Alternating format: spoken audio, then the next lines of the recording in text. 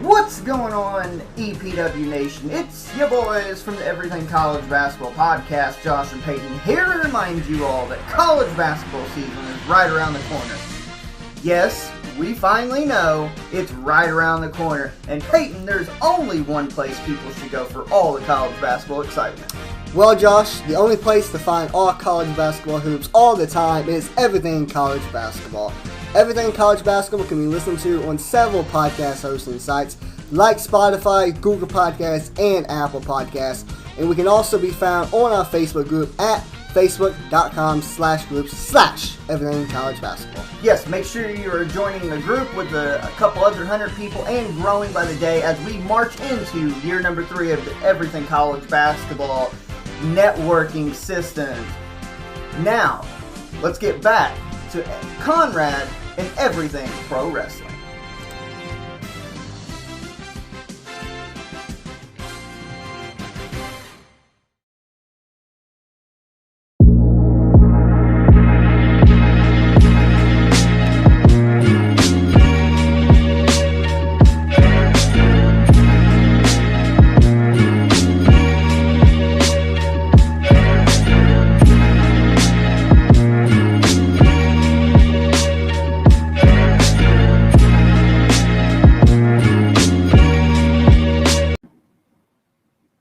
Wrestling community, welcome to Clash of the Podcast, the #1 collaborative podcast in the wrestling community, hosted by myself, my tag team partner, Sean Hubbard of Hubbard Wrestling Weekly.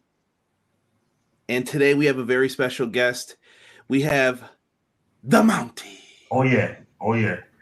Mountie's Corner is going to be holding it down with us. On the topics for today, we are going to be discussing all the WWE drama, a little bit of Charlotte Flair, and greatest Royal Rumble matches.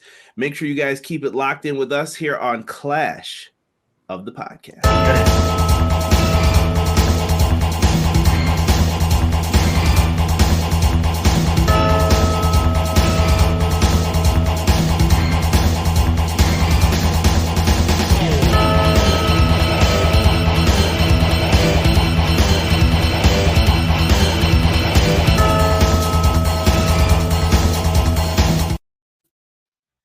First and foremost, I wanted to get this out here. Happy Martin Luther King Jr. Day. Very important to remember why people are off today. Some people just see things as a free day off and things are just happening that way.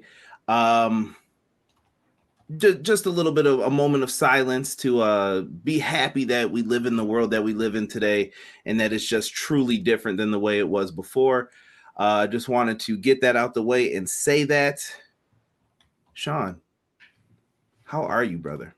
I'm doing good. I just wanted to, first of all, to my tag team partner, my brother Conrad, to my brother Mountie, welcome to our show. We're so happy and blessed to have you. I just want to take 3 minutes to, talk about 3 minutes or less to talk about my feelings on Reverend Dr. Martin Luther King Jr. It's such an important thing and something that is very prevalent and important to me, not only as a Black man, but as a human. And also there's family ties there as well. My grandfather, the late great Herman V. Bailey, actually marched with Dr. King on the March on Washington. He was in that line of men and women that actually were there that day. So it's something that is very near and dear to me. It's something that was very near and dear to my grandfather, who's no longer with us. So for me, it's something that I walk with and talk with and breathe with every single day for more reasons than one. So to Dr. King, I believe up in heaven, I just want to say thank you for all you've done for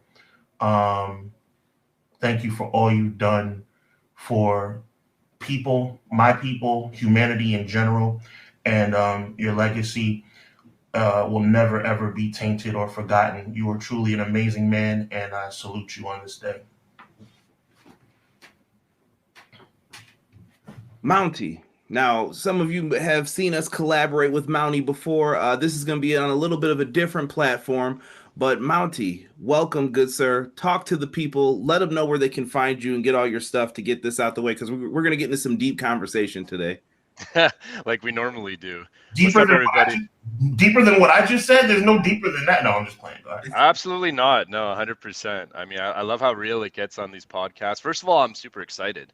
And if I could just, take a second and just echo exactly what, Mr. Hubbard, my brother, just mentioned. I mean, that you could make a strong case and argument that without the work that Martin Luther King did, that we wouldn't even be talking right now. I mean, in some cases, right?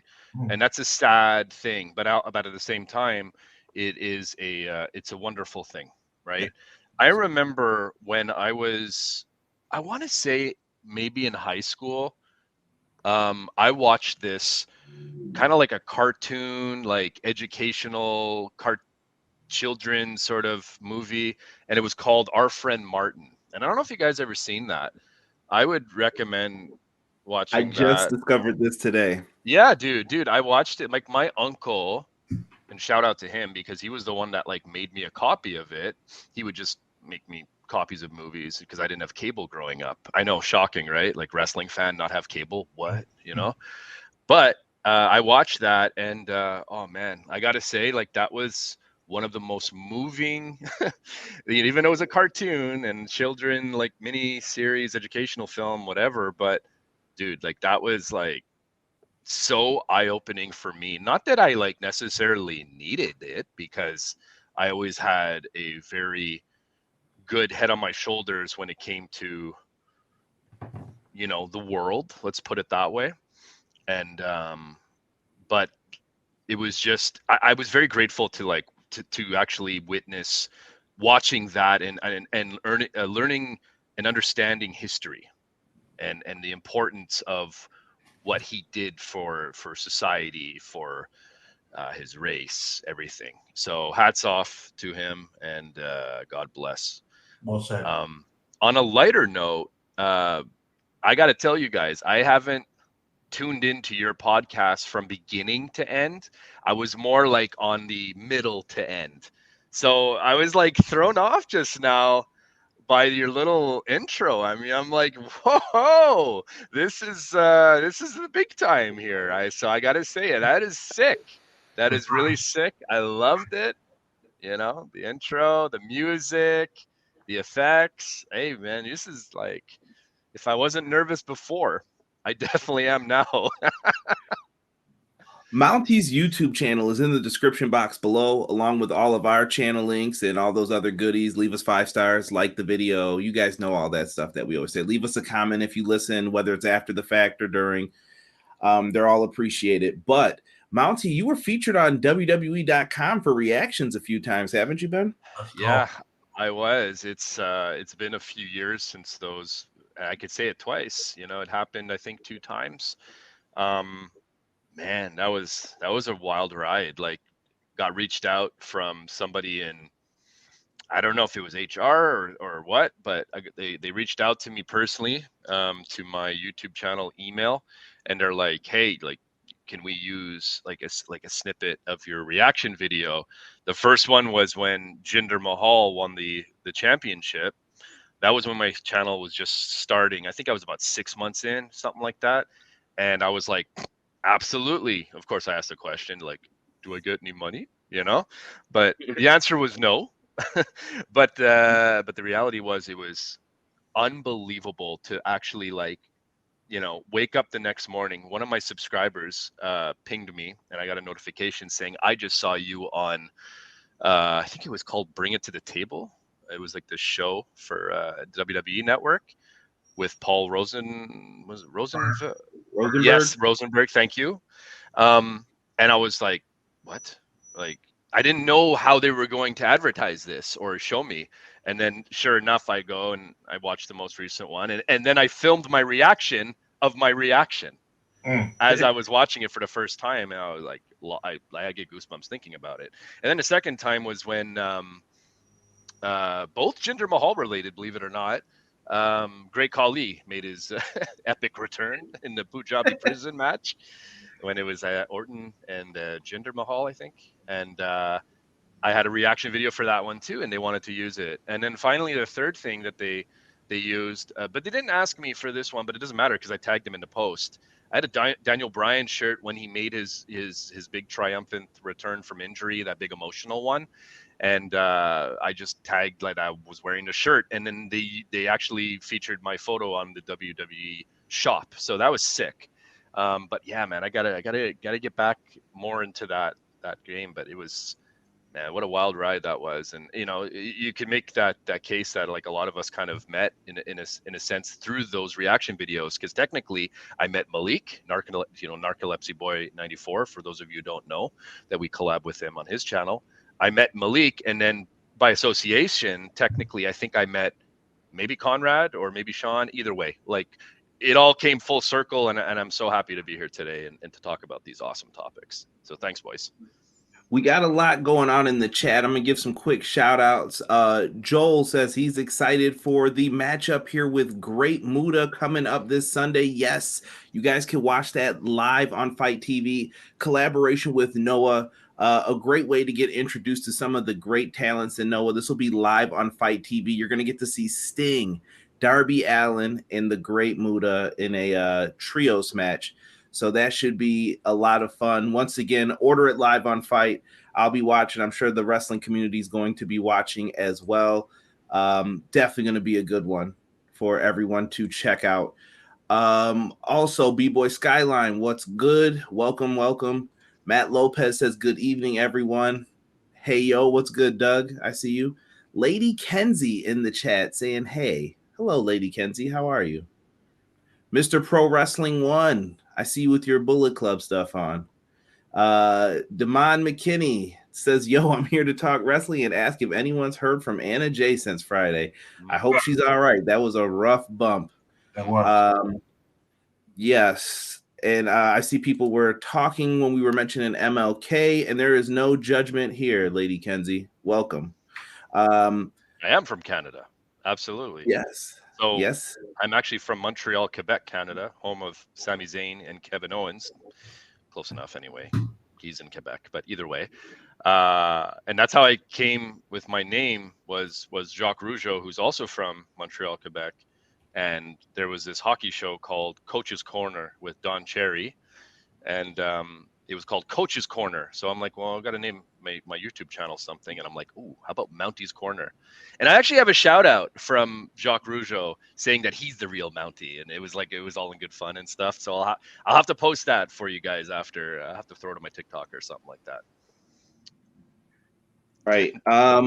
We got a bunch of people. Matt Lopez says the Mountie always gets his man. True story. Yeah. Let me see here. Number one, Mountie fan, let's go. Anthony Lewis, thank you for coming in. Greatly appreciate it. My man Rob in the chat yelling Mountie. I think we all got bug-eyed when Jinder won the title. Yeah, that was a questionable move, especially on my part. I definitely was a fan. Love Montreal Boxing. Okay, we got some names in there. I like it. Well, look at that. He knows the stuff. Tazzy, what's good, man? I appreciate you dropping in and showing some love. DJ B, Tazzy, and the party, thank you so much. He's probably going to be doing a live watch-along for Raw. If you want to head over there afterwards to check it out. But, guys, chat, we're back again to talk this saga. And I'm not sad. I'm just tired of talking about it already because it's going to be for the next 6 months. I feel we're going to be talking about this. The McMahon family drama never ends. This whole WWE being sold, who's in control, who's in charge, who's got this, who's got that, who's on first, who's on third. There's a lot of moves happening with all of this. And I have to give a shout out to Denise Salcedo for this. We have a timeline here, boys, to remind us of everything that has been going on for the last couple weeks. This is absolute insanity when you look at this thing. Insanity. It's a mess. Like even just 2023 just started, and it's a massive focal point for media and, you know, corporation, big news. I mean, it's a big deal, you know, and there's a lot that goes into it that I don't really know all the ins and outs of, like, how it would sort of operate when it comes to shareholders, things of that nature. But regardless, it is huge moves coming, and it's just interesting to me, like, what direction are they going to go? I don't know. Yeah, everybody was going crazy when the rumors were brought up about the selling going on.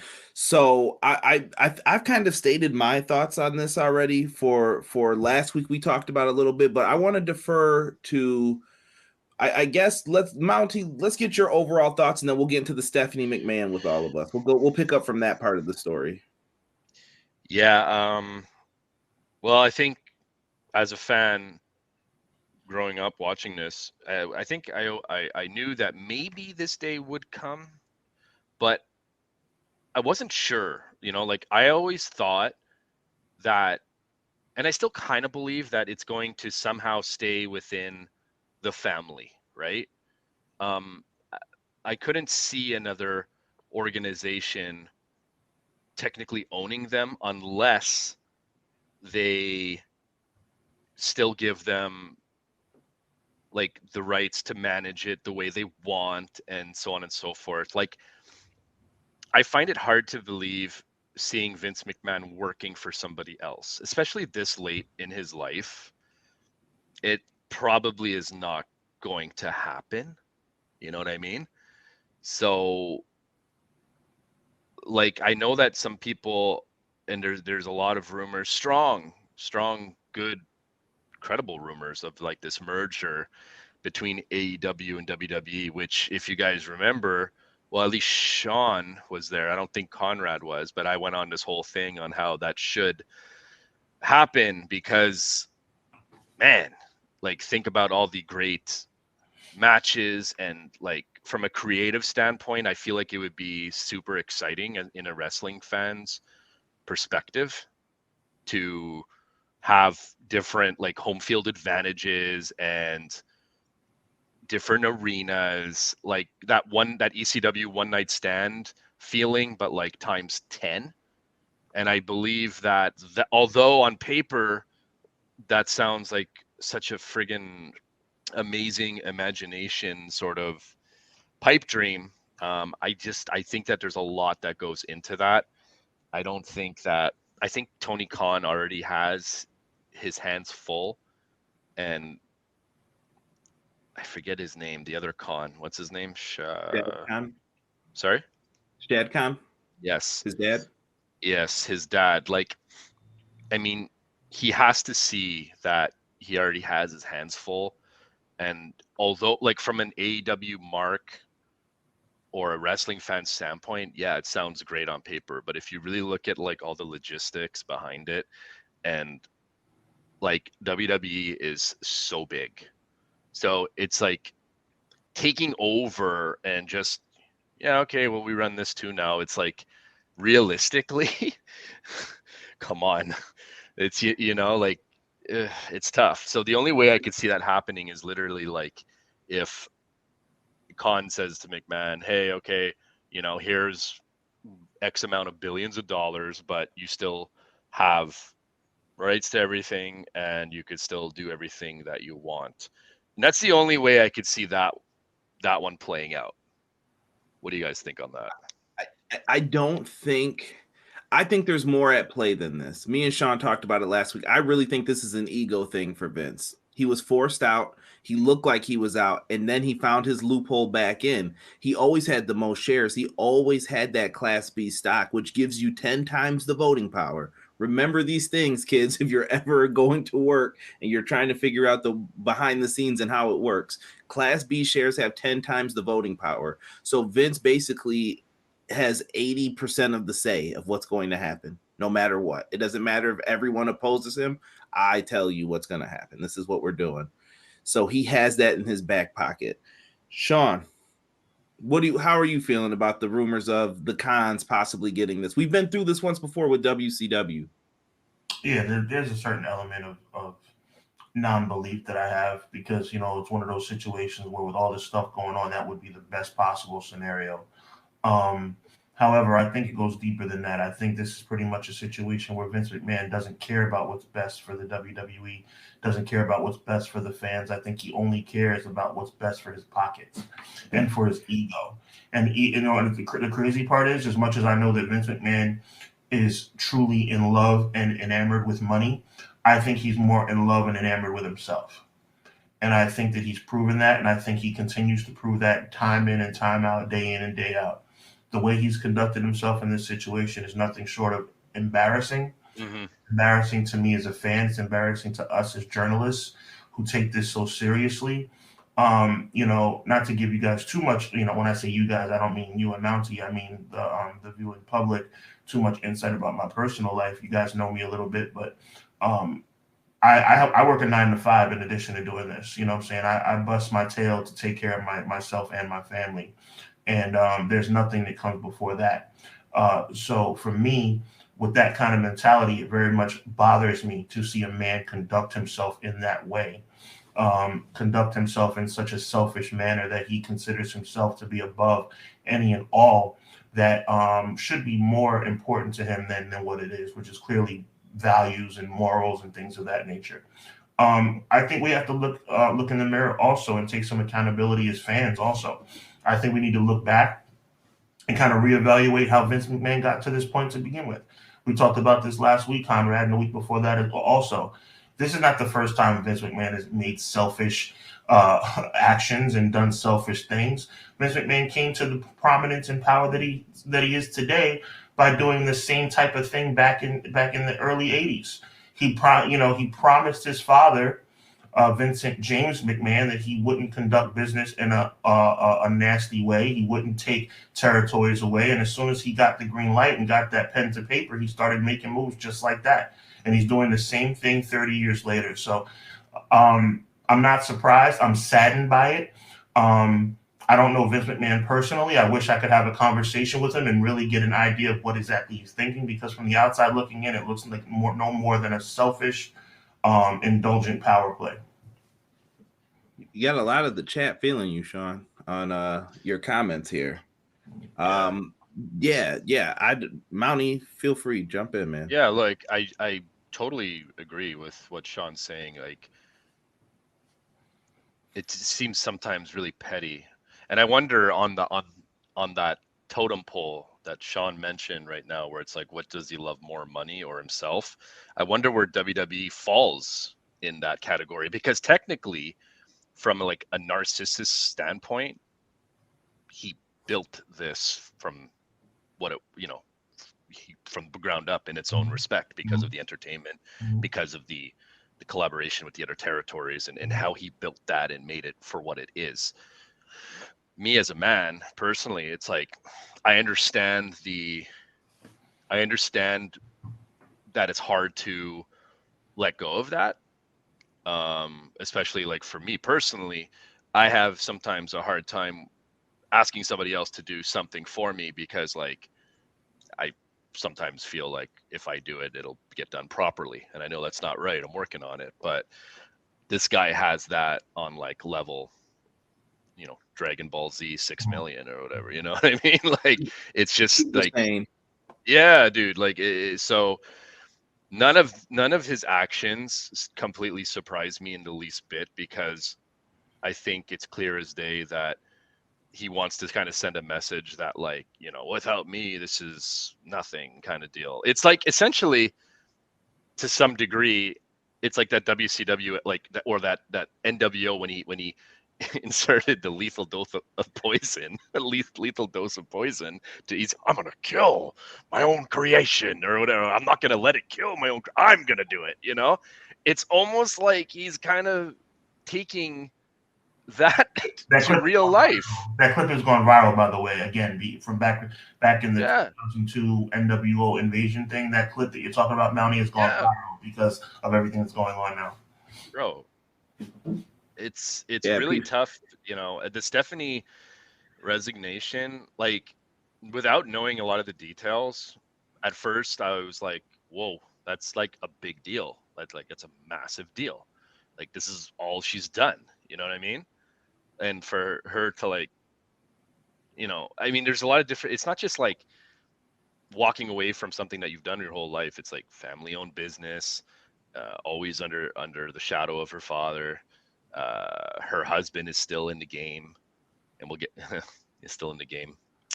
Just realized what I said there, but like there's a lot of moving parts when it comes to like wrestling, and just kind of like for the impact that she's done and that she continues to make. It's really like, that was really surprising. And then when I found out about, or well, what we thought was like the finalization of like Saudi Arabia government buying WWE, and I was like, okay, well, now this makes sense, from a woman's standpoint. Like, he's kind of undoing a lot of the work that she has done for X amount of years. So, but at the same time, I was like, well, how did, like, in this day and age, how did nobody like know, like, leading up to that sale? Like, how come it's just like all of a sudden it's done? Like, no, there's something weird there. These kind of things don't happen literally overnight. Like, they don't. And that's kind of what happened. People were waking up the morning of and freaking out in NXT and whatever, and they were like, whoa, what? And rightfully so, because it did seem real.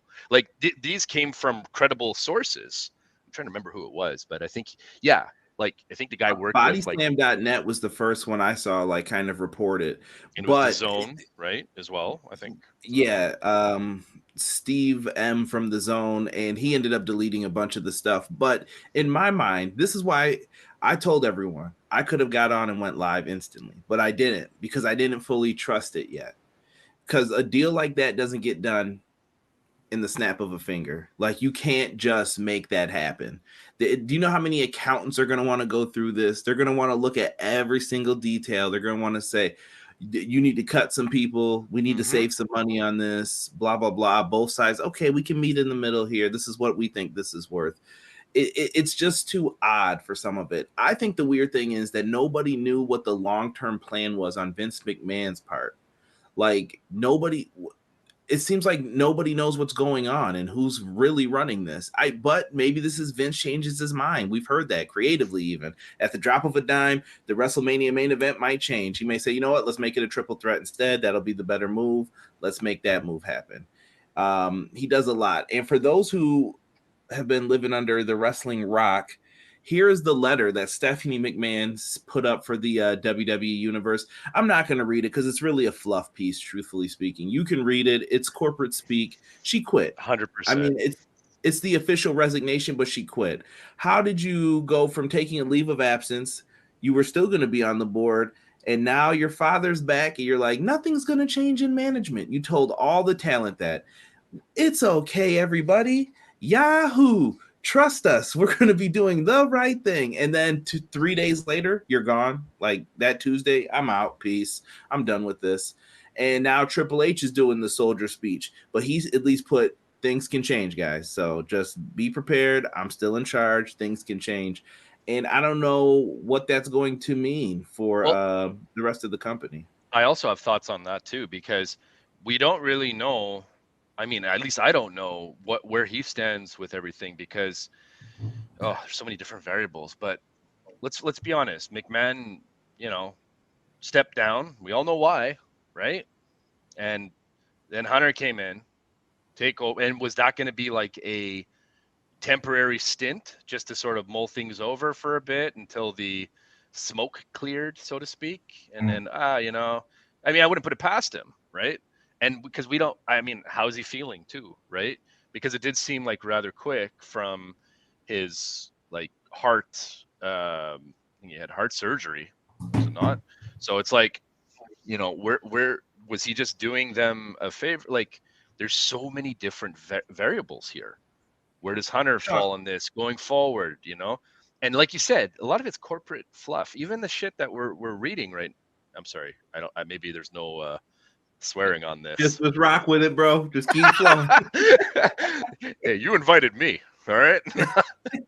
Just joking. But even like the stuff that we see, it's never really like what is really going on. it's filtered. It's watered down jargon, vanilla crap that they have to say to the media, to the fans, blah, blah, blah. And there's always that like element of uncertainty that they throw. Oh, anything can change. And that way, if things change, they'll be like, well, we told you, like stuff like that. Like, so it's like, well, what's really being said and what is real and what's not? Are you just buying time because things are going to like really hit the fan soon? Or are you like actually being truthful to your employees, the people that make you the most money? Without them, you don't have a business. And your fans, without us, you don't have money because we're the one buying your stuff and this and that. We're making your whole thing go around at the end of the day. So it's like, it's kind of like what Sean said before. It's kind of like, it's frustrating to me because like sometimes I just want to know what the hell is going on. Like really, I want to know what the hell is going on. And not this like, dance around the topic, beat around the bush sort of like response. So, and that's why it's so, at this point, a lot of us, all we could do is speculate, like you said, the next 6 months, because it will take that long, minimum, probably. All it is just pure speculation at this point. Sean, what? Give me your thoughts on the Stephanie stuff because that's where we left off kind of last week. I think my view on Stephanie is that there's an issue between her and Vince, not necessarily a major falling out, but I think that I can see a conversation happening at the dinner table, that same dinner table, Conrad, that I talked about 3-4 weeks ago, 8 weeks ago, that same dinner table that I said actually was Thanksgiving, I think it was. Go ahead. I'm jumping in because you need some vindication. Okay. Did Sean not say last week that you mean to tell me you don't think Triple H is talking to this man? And he has confirmed now. Oh, yeah, I've been talking to Vince. Vince will come in and give some suggestions. I still have final say. What happened to those 15-minute matches we were getting on Raw in the beginning? What happened? I appreciate that. I don't do this. I don't do this stuff to be right because half the time I say things, I hope I'm wrong. And I hoped I was wrong, but I knew in my spirit that I was right because this is just how they operate. So thank you for that, my brother. I appreciate that. The bottom line is they're just going to continue doing this ring around the rosy posturing bullcrap. And for me, you look at it for what it is and you say, okay, Stephanie resigned. Well, you know what? Perhaps Stephanie said, Dad, I don't think it's a good idea for you to come back. And perhaps Vince said, if you don't like it, then you can take your ball and you can go home. And maybe she picked up her ball and she went home. The crazy part is, so I get corporate speak. They did say that. They voted unanimously, no, you should not come back. Probably because he's been terrible creatively for the fans. Things were on an upswing. The ratings were up. I get Monday Night Football and all that was going to happen still. But things don't change over the night with ratings, all right? AEW, WWE, like, get that out of people's heads. Things were on the upswing, and then all of a sudden, here comes Vinny. And they probably knew before they even got the letters, I'm coming back. I don't care. I do what I want. No one can tell a rich dude like that what to do because he's always been told yes, and he's always been able to do what he wants. It's kind of like what Mountie said. How is this dude going to give this to someone and take orders? But in my mind too, Comcast and Fox, they've been giving him orders since the beginning. That's what wrestling really is. Yes, Vince owns it and Vince has the say of what happens, but these guys are telling him what to do. Like, I want a champion on this show that's going to bring up the ratings because that's why we gave you all this money for the TV deal. So he's always had to answer to someone. It'll just be different, Yeah. I just think they should figure out what they're doing in a way that's a little bit more respectful and not insulting the fans' intelligence. Oh, well, I'm resigning because I just randomly out of nowhere I've decided to resign. Like nobody in their right mind would believe some garbage like that. The timing was just comically bad. I mean, comically bad. Vince announces his return and Stephanie retires. Are you kidding me? We're supposed to believe that was organic? Kiss my butt, man. That's a bunch of garbage. That's not even close to being that's not even what's the word I'm looking for? That's not even clever. A 4-year-old could figure that out. That's ridiculous. So I don't know. And it just takes us right back. I mean, Monday Night Raw has become must-sleep TV. And we were doing so well. Like, how do you just... I don't understand it, man. And Stephanie seemed like his A1. Like, this is where my mind keeps going. Shane McMahon left this dude for a reason. Twice. Actually, probably 3 technically now. Yeah, 3 And by the way, hold on. I got to put myself back on camera. Did you guys see how much money Shane McMahon got paid for that Royal Rumble last year? That horrible... Yeah, I did not get the amount. I heard it was a lot, but... It was under $1 million. I'll leave it at that. I don't want to put his business out there for what the rumors are, but under $1 million to book that crappy Royal Rumble. He was living large, and then they got rid of him after. But why did Shane leave? It just makes you wonder. You know what I mean? The family's got all their history is out now. Vince ain't with Linda. Vince is out doing what he's got to do. Linda's doing what she's got to do. Shane's just doing whatever, and now Stephanie's out. She's not dealing with it. I have a lot of concerns for what's going to happen, though, like with this company after all is said and done. None of us know the truth, the 100% truth, obviously.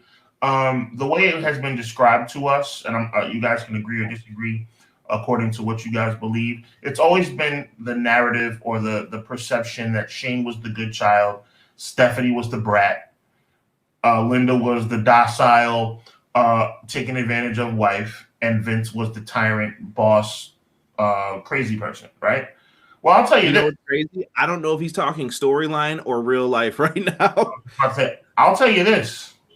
It doesn't seem so far off. The only thing in my mind that are question marks is Stephanie's true character and Shane's true character. I think Linda pretty much played herself on television. And I think Vince McMahon has pretty much played himself on television.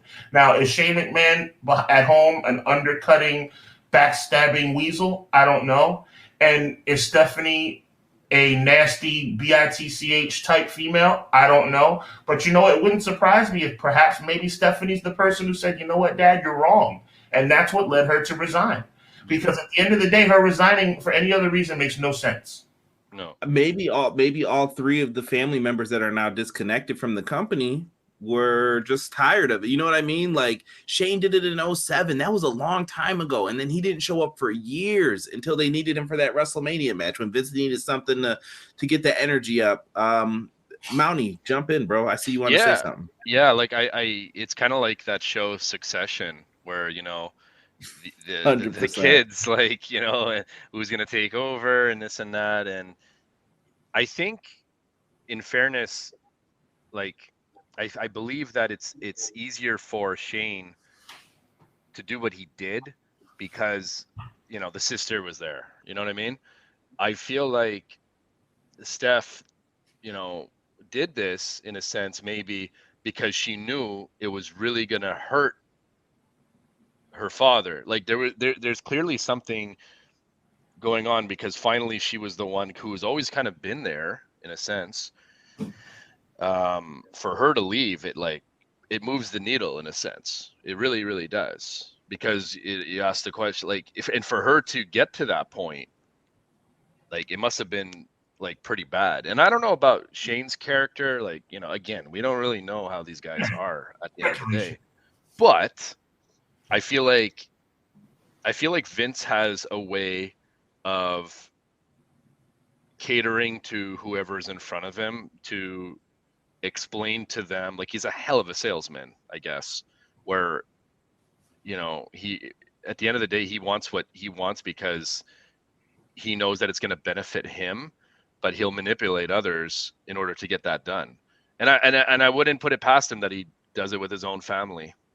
I wouldn't. Because, like, how can you trust somebody like that?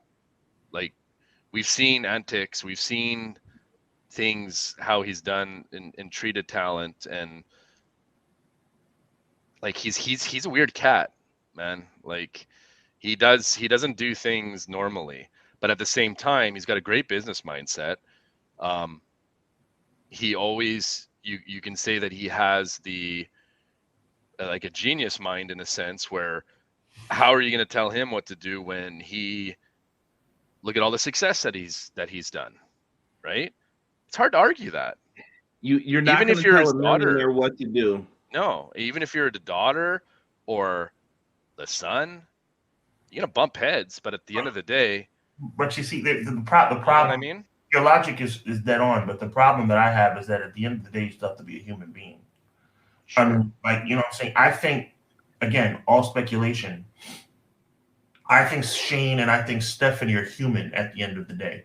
And that's not that great of a compliment. Oh, you're human. But you know what? At the end of the day, it beats not being human, if that makes any sense. Like, it's like, you know what? One thing about Stephanie, one thing about Shane, they come across in real life as being human. Have you ever watched a Vince McMahon interview? Not a WWE promotional interview. I'm talking about an interview, like on TV. Have you ever seen Vince just talk on a regular? Well, Vince looks like he's like the devil. Well. First of all, Sean, I resent your tone. Right. Exactly. No. Exactly. Vince. And did you see him twist that around? How he did that? Bro. That woman was clay in his hands. Yes. And he's like, hey, this is a serious accident, lady, that happened. Like, he made her out to be the bad guy when she was trying to do that to him. Exactly. And within like fucking 15 seconds. Exactly. The questions about Owen that you're correctly talking about, the situation with Bob Costas. Vince in real life, have I ever shared a meal with him? Have I ever talk to him one-on-one? I haven't. I would love to. I would love to be able to talk to this guy and just see, like, dude, because this is not like Mr. It's not Mr. This Mr. McMahon is not Vince McMahon. Well, you know what? Okay. Let's just go down memory lane. I'm gonna take 5 minutes to go, less than 5 minutes or less to go down memory lane. Vince McMahon, the character, is an overbearing, maniacal businessman who always wants to have his way at all costs. Doesn't sound much different than the human being to me. It's a shoot and it's a work. So, come on now. So at the end of the day, perhaps, again, saying it one more time, maybe Stephanie and Shane are just not down anymore because they're human. Maybe they have to sleep at night and they figure that's the best way to do it. Well, bro, they have 20, 30 years the rest of their life to figure, okay, look, I'm at the crossroads now. Yeah. I want to continue to do this. Right. Sorry. Not Conrad. even that, but no. I was going to say, think about, I see a lot of people say this too, and I want to correct people real quick. They always say, oh, Vince was given this company. No, he wasn't. I don't think you know what Vince McMahon's had to do to get everything the way that he has. Come on now, talk about it. Vince McMahon purchased that company from his father and all the other people who had stakes in the company. What do you mean? Gorilla Monsoon had stakes in the company. That's why he's so close to, as he calls him, Vinny. There are more people who Vince had to pay out. That's why it cost $1 million. And that was probably with interest from the loan he had to take out. Who did he get it from? I don't know. And then if you believe other people, Vince took a lot of chances in life. Evel Knievel. Did you know Vince McMahon put a big amount of money on it and Evel Knievel didn't do the stunt properly and he lost everything and that's why he went bankrupt? Vince McMahon's been through some stuff. He knows. He's ruthless for that reason. This stuff made him the way he is. Right. He got to buy the company in, 82 from his father. He took over. He made the WWF a big global name. He sees things from a big vision. I get that. His kids, though, were stuck.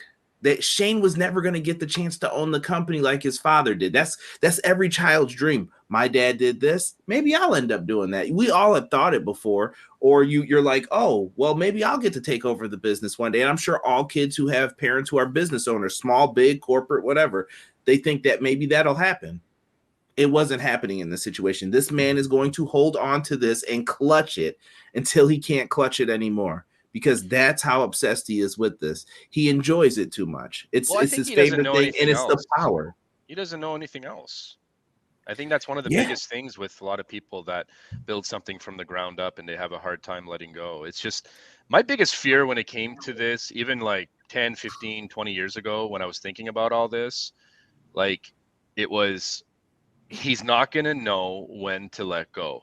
And like attitude reflects leadership. No wonder fucking Undertaker keeps coming back after retiring 7 times, and HBK, and I wouldn't be surprised if Hunter got in the ring again. Let's be honest. It's wrestling, man. Ric Flair, Hogan, all these guys, they kept going. And look at the head cheese. The guy who's in charge, of course. He's like, of course, yeah, it sounds like a great idea because, I plan on keeping going until I'm dead in the grave. Like, that was my biggest fear of this, was because, let's be honest, guys, we're all humans. We all understand how biochemistry works, neurological system. We don't have the same decision-making skills or reaction skills or whatever when we're 30 and 40 and whatever. But like now this he's 77. Yeah. Like he's getting in, and he still has the power. So he's getting into that, like, fucking crazy grandpa is, breaking the TV again. You know what I'm saying? Like he's going, and I don't even think he really realizes it, but the truth of the matter is who's going to stop him? Who's going to stop him? There's a lot that goes into it. I bring back to my original comment, to your point, which was very well articulated. Maybe Stephanie and Shane are trying to stop him. And when they realized that they couldn't, they walked away. That's or maybe they know the next move that he's about to make is going to be a really possible bad move. And she's like, I'm distancing myself from this now. It's corporate speak. They know early when people start moving and changing around, some big change is about to happen. People know this. We've seen it at all of our jobs even. What would be the worst? I'm sorry. Was that what you were going to ask too? Go ahead. No, like I was just wondering, what do you guys think would be the worst possible outcome in this whole thing? I'll tell you what I don't think is the worst possible outcome, because I don't honestly have an answer for your question, but I can answer it with a little bit of a sidebar. I don't think the worst possible option is the company going out of business. And most people would think that would be the worst possible scenario. I think the company going out of business and Vince McMahon not ending up in some kind of litigation or some kind of problem legally would be a tremendous averting of disaster for him, because he's going to keep pushing the envelope, as Conrad said, and as you suggested, Mountie, and he's going to keep doing what he's doing, whatever that may be. And he's going to keep running business and handling business the way he has. And anybody on the surface say the worst possible scenario would be if the WWE went out of business. No, the worst possible scenario is ending up behind bars. And I don't believe that Vince McMahon's work practices are on the up and up. Let me go on the record right here on my show, on our show. I have no idea nor any proof or any kind of inside information about what Vince McMahon is doing. This is strictly my opinion. But it's already been proven that Vince McMahon has done some unethical things. It's already been proven that Vince McMahon has done some things that have raised people's eyebrows and got him at least questioned and in courtrooms. So at the end of the day, I don't know what the answer is to that question, Mountie. What's the worst possible scenario? But I'll tell you what it's not. The worst possible scenario is not WWE going out of business, because the way things are going, it could be a lot worse than that. Conrad, do you have any thoughts on that? I think that the best suited people to take over, I think, would be Peacock. Vince has a relationship with them. I think that they would. What I believe at the end of the day is Vince wants to sell the company, get a bunch of money, and then still be put in power. He wants that Dana White in UFC role. Bad example at the time, I know, but that's the only person I can equate it to, really. Dana White is still in charge of UFC no matter what. He sold it, he got a bunch of money, and he still runs it like he always did. Vince is looking for, well, who's going to allow me to do that out of all these buyers? I think NBC Universal knows Vince. They've been on USA Network. Have they had their disagreements? Of course. And that was just over money stuff. But if they own it, there's no disagreements. This is yours. You own it. My real question is, what is the company worth afterwards? Because where do they get all this money from? It's from the television right deals. That's why they went over to do the Crown Jewel shows. That's why they were getting money from that. Now what do you do? So it's going to make things interesting. Worst case scenario to me is that you sell to the Saudi PIF group. I just think that that's going to be a bad move overall. Yeah. I think he has options too. Like I think the Saudi one is This is all pure speculation. Same thing Sean said. I don't have any insider knowledge, but I think that he has deals and he's like, listen, if none of these bigger companies in the US give me what I want, I'm going to press the abort button and I'm going to go over to Saudi Arabia. I'm going to sell this. They have a lot of money. Like, this is couch change. Oh yeah. Yeah.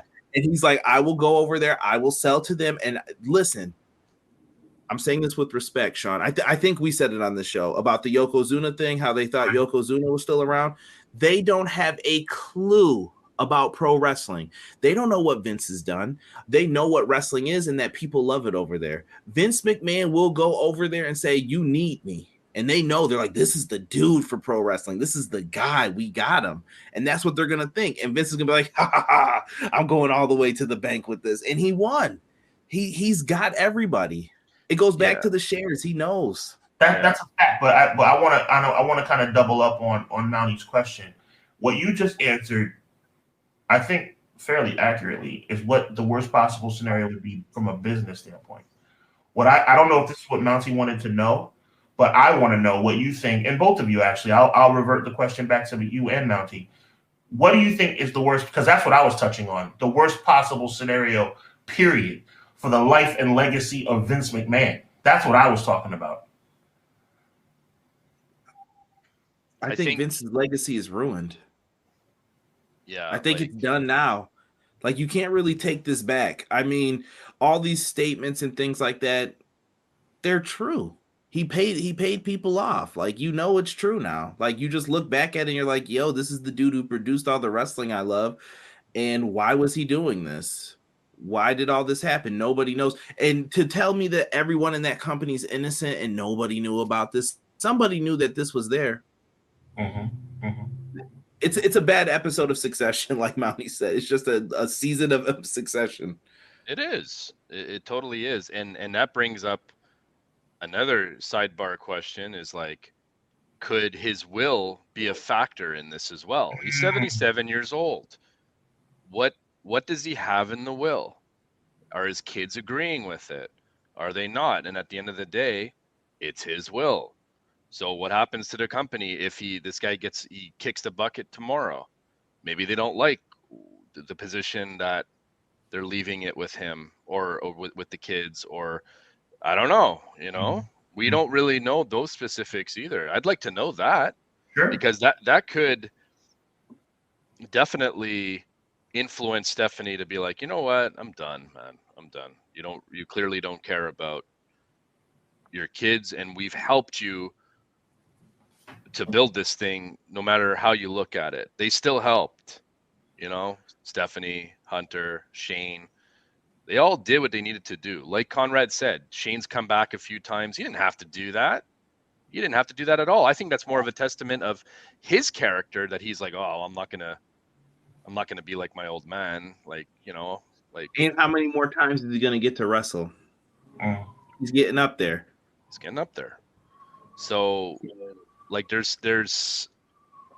so many different variables to this whole equation that we just don't know enough information yet to lean one way or another. I do feel like the Saudi Arabia thing would be really bad. At the same time, again, if it comes down to selling the company, but he still has literally like nothing changes, I mean, why wouldn't you, right? But from a public image corporation standpoint, pairing up with a government that believes in X, Y, and Z in this day and age is extremely risky. I want to make mention of a comment, a specific comment. Ransom Aaron. I hope I'm pronouncing that correctly. My apologies if I'm not. That's Cray sometimes in the chat. That's his second. I think he has two names. Oh, it's Craig. Okay, so shout out to Craig. This one? Yeah, absolutely. Me personally, I'm a faithful and spiritual person. But when Vince started mocking God on TV some years back, the day he did that, I said to myself, that's a bad idea to play like that. Let me elaborate on that as someone who's I'm very outward about my religious beliefs and spirituality as well. Very faithful church life. I didn't like it either. And I love that you bring that up because it's a very old yet very relevant part of what we're talking about right here and now. If Vince McMahon is willing, more than willing, to literally mock God, then what makes you think he wouldn't do any and everything to come out on top, whether it's ethical or not, to be successful in whatever venture he's trying to do? He is a ruthless individual. I mean, I don't understand, and I'm not saying my co-host, my great guest, anybody in the chat. It seems like we're all on the same page here. But whoever is listening to this who just doesn't get it, how can you not get it? How can you not get it? Let's just put everything out there and just say it for what it is. We love professional wrestling. We continue to watch WWE, hoping that it gets better simply because we're wrestling fans. But at the end of the day, Vince McMahon's not a good person. Like, it's not hard. Like, that's what it is. Mm-hmm. And it's been example after example after example. Thank you, Conrad, for bringing it up. Mountie, you touched on it too. I'm going to talk about it for a third time. I said it in the last 3 weeks in a row. He told you what it was from the beginning. It's been, for some reason, it's been glorified in DVDs and streaming documentaries. He said that he told his father that he wouldn't undermine the other promoters throughout the country. And as soon as he signed on the dotted line, he went out and undermined all the promoters throughout the country. He went against his own. He looked his father, Vince's words, he looked his father in the eye and said, I won't compete against other promoters. I'll continue to keep your legacy of being a fair, honest, reasonable gentleman in this industry alive. And he did exactly the opposite. He went to the NWA and got Roddy Piper and got Greg Valentine and went to Mid-South and got the Bushwhackers and went to Canada and put Stu Hart out of business. And then he went to the AWA and took Hulk Hogan and Andre the Giant and Mean Gene Okerlund and Bobby the Brain Heenan. He's a ruthless individual. It's not hard to fix. Let's just put it to bed. It is what it is. Yeah. Well said, sir. Honestly, yeah, it is true. And one day, if you believe in it, like I do, Sean, as you know, he's gonna have to meet his maker, man. Yes. And yes. Dude, he's gonna have a lot of explaining to do, bro, because like you said, and I know I speak for you when I say we're not standing in judgment of him. We're not God, but from what we believe and he's gonna have to answer for what he's. I mean, my goodness. Like, it's not our call, but at the same time, we're able to be like, woof, I wouldn't do that. Good Lord. I wouldn't play it like that if I were you. I see Conrad's about. Go ahead, Conrad. No. I'm ready I'm putting a button on this because this is gonna we're gonna be talking about this until at least Mania. Yeah. At least Mania. This is gonna keep popping up. Yeah. It's gonna keep popping up. Does anybody want to put a button in it? Last definitive statement? Well, I just went on an epic rant, so I think maybe we let our guest, if you want to have a final word on this subject. Well, it wouldn't be a normal show without an epic Sean rant. Yes. So I was waiting. I felt that from the bottom of my heart, though. I love it. And you kept it kind of PG. So I mean, I know there was more to it there. And real quick, Sean, there is a new story about what Vince's dad said recently. Okay. I'm gonna put it up. Please. I won't read it, but Rob has it in the quote in the end. Oh, is that right? He did voice his concerns, and supposedly right before everything happened and he passed away, that was the last thing he said to him. But we don't know whose account that is. We don't know. Okay, number one, I have no problem acknowledging that comment. That's the first I've seen of it or heard of it.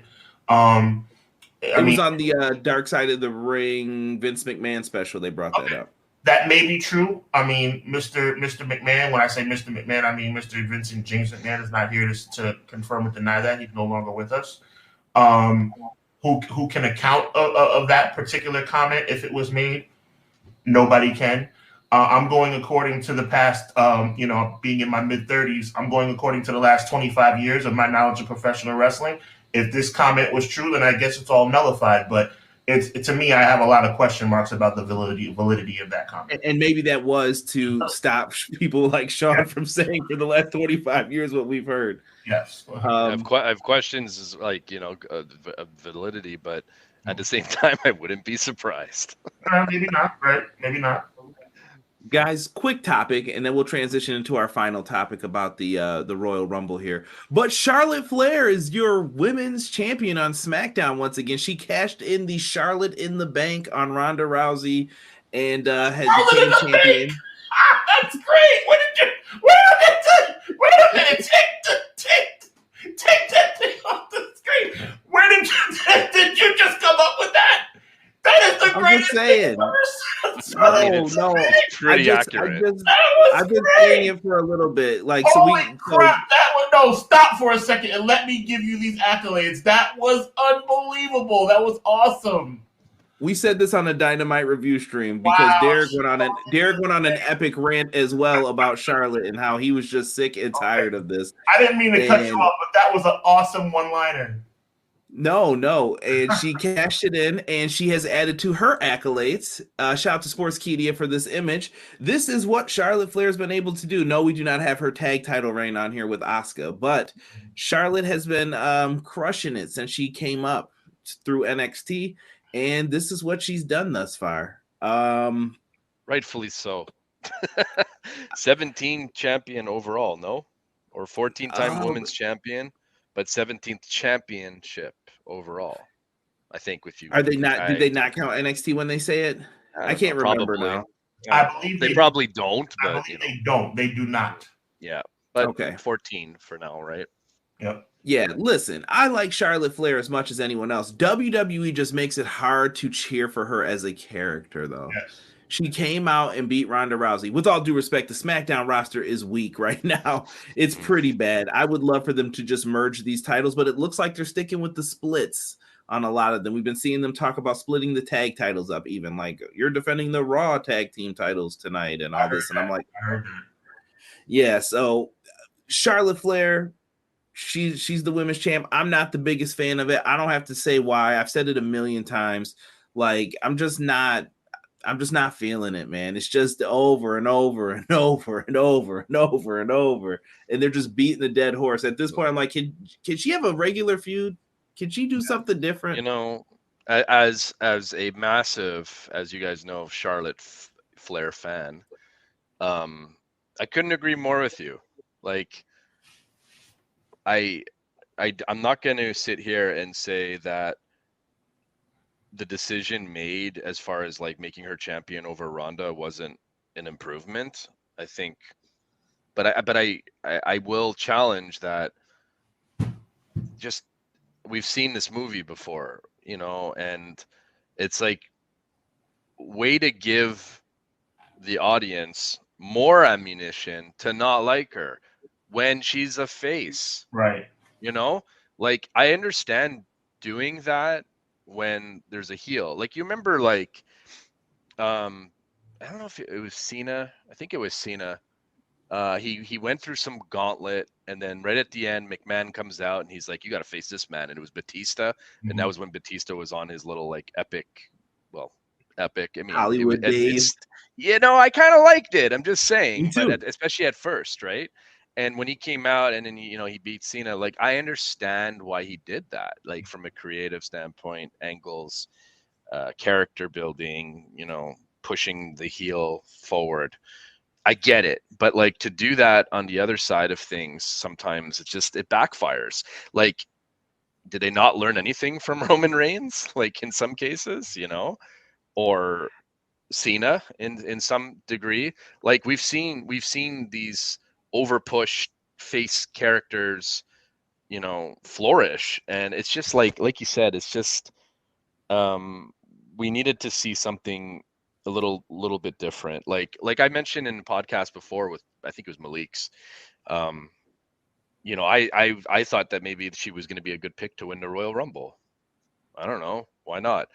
I thought it was going to be interesting, either her or maybe Bailey or something like that. Which I still kind of sit with my Bailey prediction, especially now that Charlotte's champion.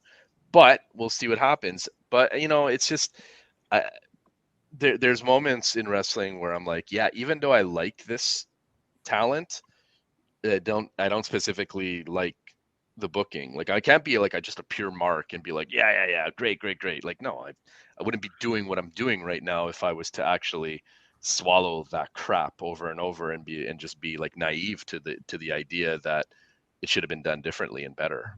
Right. I definitely agree that it should have been done differently and better, because that kind of stuff, to me, it just looks like a massive punishment. Like, whoa, what did you do, Rhonda, backstage to deserve something like this? Like, normally that's like a massive like punishment. Like, hey, we're taking it off of you tonight. That's it. And it makes her look foolish. Like, you just wrestled the match, bring it, and then you lose. Like, okay, what did you learn? Yeah, it's really stupid. I mean, to me, like, Charlotte is a tremendous athlete.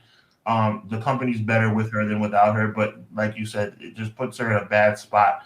You're just gonna have people resent her. I mean, everybody. I've said it. You're just you're a first time guest here, Mountie. But I had kind of a running commentary that I say about returns.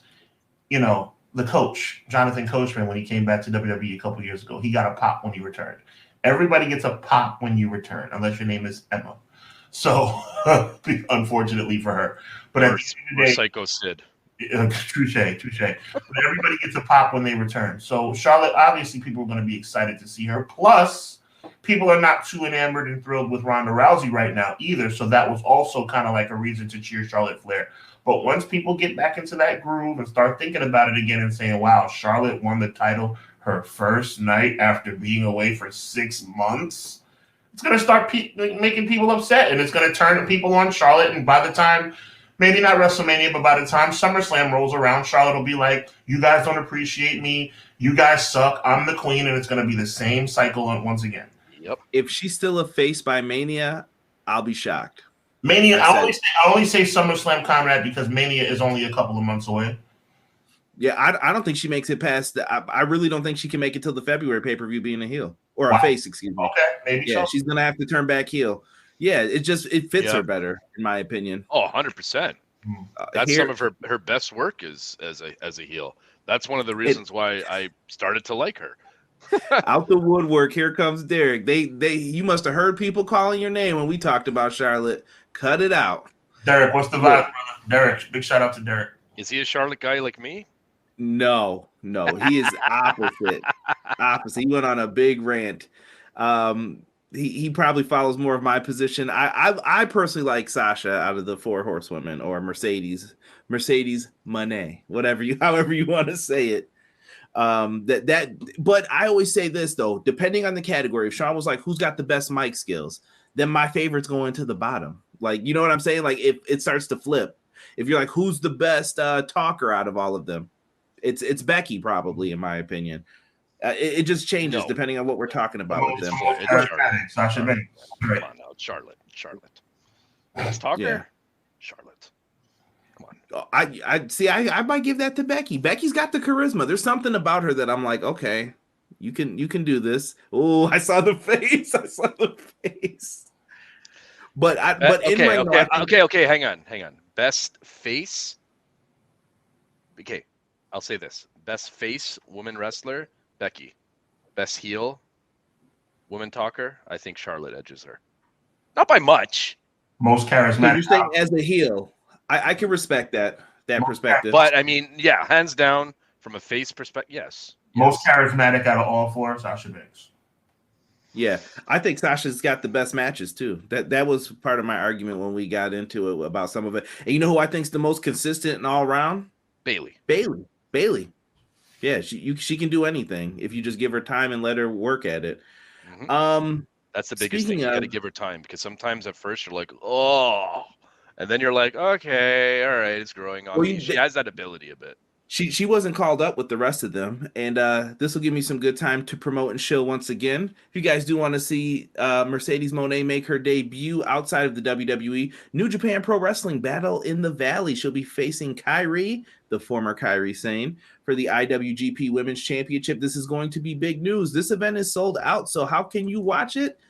Live on Fight TV. Go over to Fight, purchase the event. It's going to be tremendous. February 19th, 2023. We got a good lineup. They're still developing some matches on the New Japan side of things for that, so make sure you check it out. But boys, this is the one I was... Big shout out to the Fight TV crew and Joel and all their staff over there. Appreciate you guys. We love Fight TV. Now, this is one that I've been waiting to talk about. And Chad, I can't wait to get some input from you guys on this as well. We're going to talk the Royal classic pay-per-view. Some people love this pay-per-view more than WrestleMania, and I get it, man. Like, I have friends come over and they're watching, they're just like 3, 2, they love it. And I don't know what it is. I don't know what it does with the Rumble. Maybe it's how Pat Patterson set it up, but it's so cool to people and they just like it. Stay home, Rock. Stay home. Huh? Stay home, Rock. Yeah. We don't want to see that again. I agree, Conrad. We don't need you, Rock. We don't need you, Dwayne. Stay on the movie lot. 100%. I agree with you, because even as a young kid, I was comparing the Battle Royal, the Battle Bowls, and the Royal Rumble, and I'm like, there's just something about the Royal Rumble. It's just the setup. It's the reverse, where it's you start with 2 guys and you add one and you don't know. Like it's that anticipation, it's that surprise factor, it's those returns, there's so much there. Like every year, I think all of us get excited. I do. Even fans that have, even people that don't like WWE, very, very hard to put down the Royal Rumble drug. It really, that drug, it perks you up, man. Because there's always that chance that something epic is going to go down. Yes, sometimes they let us down, but sometimes they surprise us. And there has been a couple of years that it's been really good. Stay home, Rock. We don't need you. Oh, you said Rock or Brock? No, I said stay home, Rock. I want a reaction video from him as soon as it's number 30 and you hear, if you smell what the Rock is cooking. He's getting the pop. You just said it yourself. He's getting that pop. 100%. Big pop. Conrad, you know how I feel about this, and Mountie, you're no stranger to me by any stretch. You know how I feel about The Rock. He's part of my Mount Rushmore. I'm not going to go into the long diatribe I went into last week. The Rock doing this pop-up, I think he's been very selfish with his time. I believe there's not one director in the world who he couldn't talk to and say, hey, listen, I don't care what project I'm doing. I'm going to show up to WWE once a year just to make an appearance because I love them so much and they are who made me who I am. And I can make TV shows about it, about being young Rock, but I can't show up to TV once a year to show love to the business that made me who I am. And now after another 4 or 5 year hiatus, now you want to come back and you want to be in the main event of WrestleMania? Stay home. Don't take away a main event slot from somebody who's worked all year for it. That's my stance on The Rock. And it would be my stance on John Cena as well. This is going to heat things up, but we're talking classic Royal Rumble today, guys. And I want to know some of your favorite matches. I just want to go a little round robin. We could just talk a little Rumble here before we get on out of here. But favorite Rumble matches that you guys just remember, like what are ones that have your heart? And we could just talk about some different ones. I don't know. I just know Who's got one? I just know my hair looks amazing. But my man, there's that confidence. 92 Royal Rumbles, obviously, to my opinion, I always say the greatest Rumble of all time. Best commentary ever. So much talent in that Rumble. Yeah, it was crazy.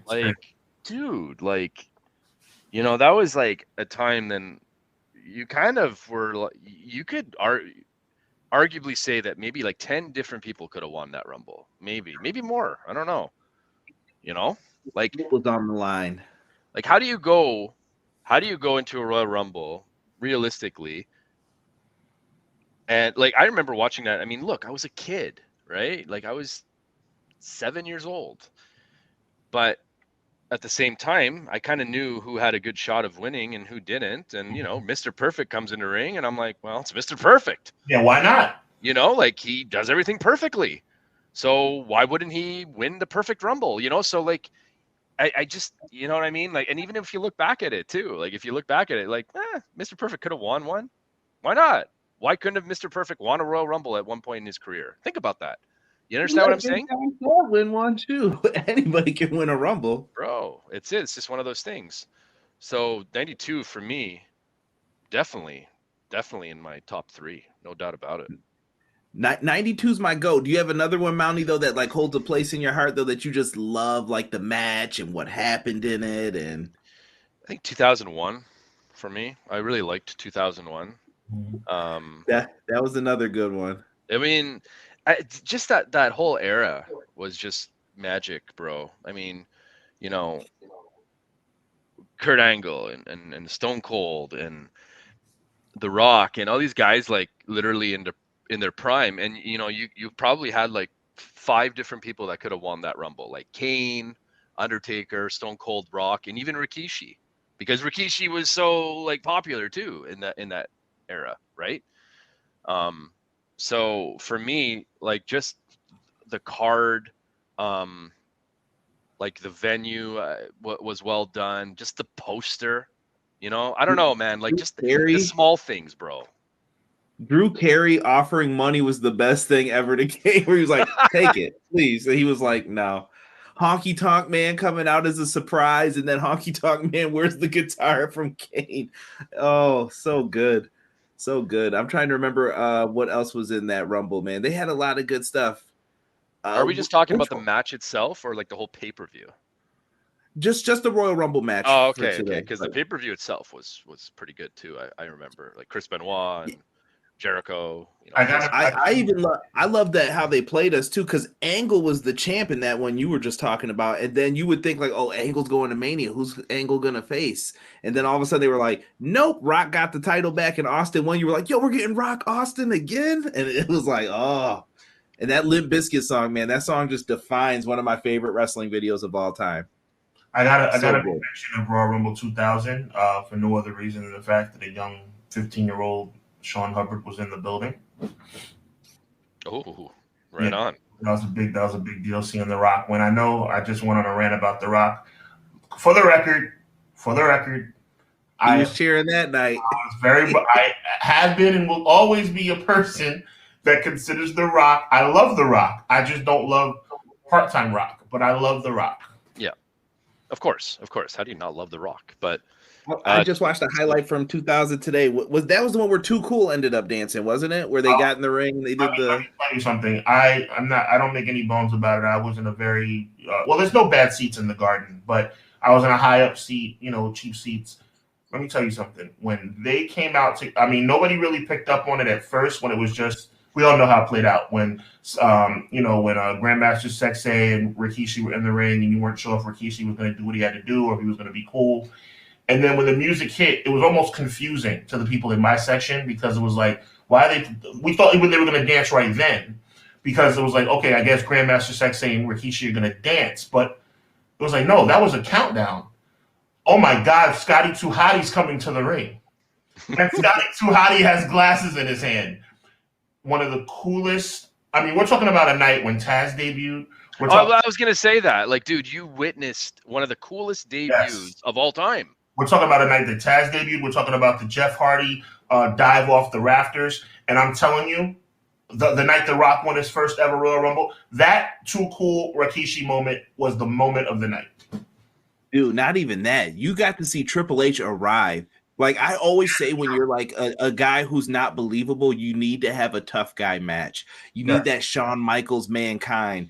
And that Triple H match, that was the match where I was like, yo, Triple H is that guy, bro. Like he got back body dropped on the crates and had wood stuck in his leg, and he's bleeding out during the match.